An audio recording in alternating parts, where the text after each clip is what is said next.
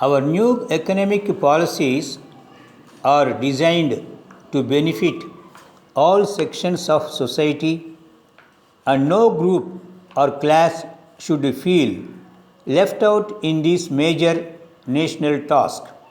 This is the real significance of our whole program. We are going in a very planned manner.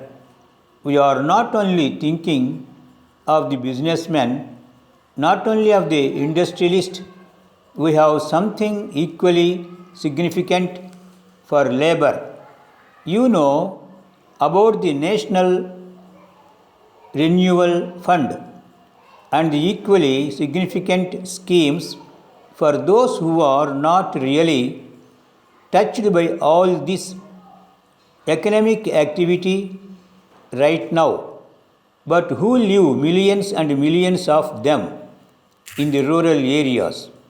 So the idea is to cover the entire population effectively.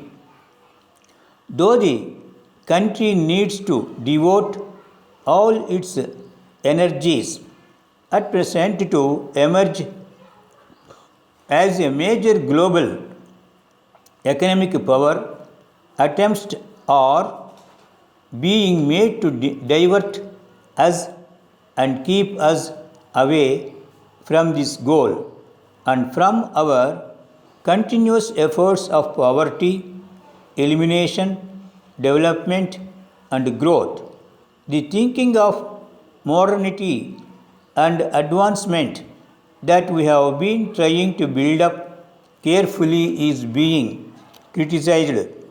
Great misery and suffering has been caused in the recent past by ideas and actions of persons whose encouragement to certain causes are entirely turning away from the culture and tradition of our country.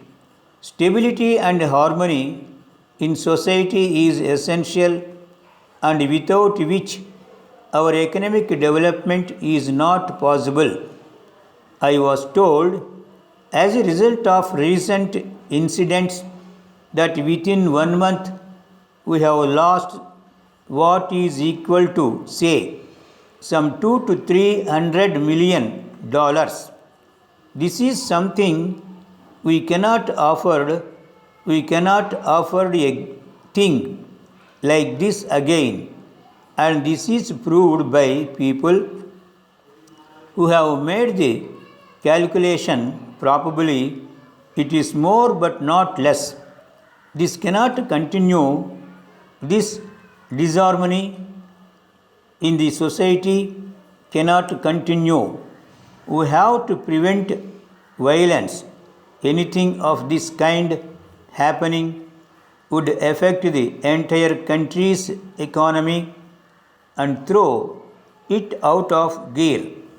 I therefore call upon all educated and opinion makers in our country to work for the immediate restoration of social harmony and stabilize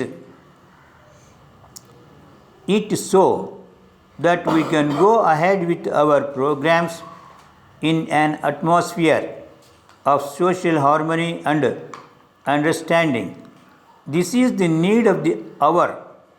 All of you have a definite role to play when you go out into the world. I am sure you will be facing these new challenges and you will have to cope with them in your own way. Dear Sir, I am very happy to know that a decision has been taken by the government for filling up of all the vacancies of teachers in government and local bodies, schools. These posts are vacant for the last 10 years.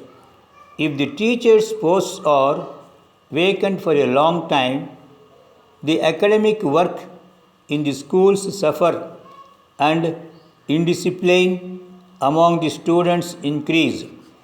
Hence, there is need to fill up the vacancies immediately.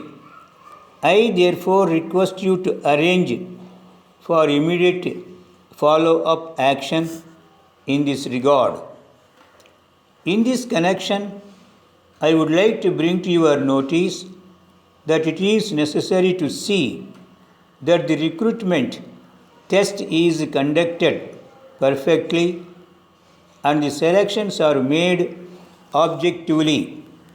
It is also necessary to see that the reservation policy of the government for various categories is implemented strictly, and if for some categories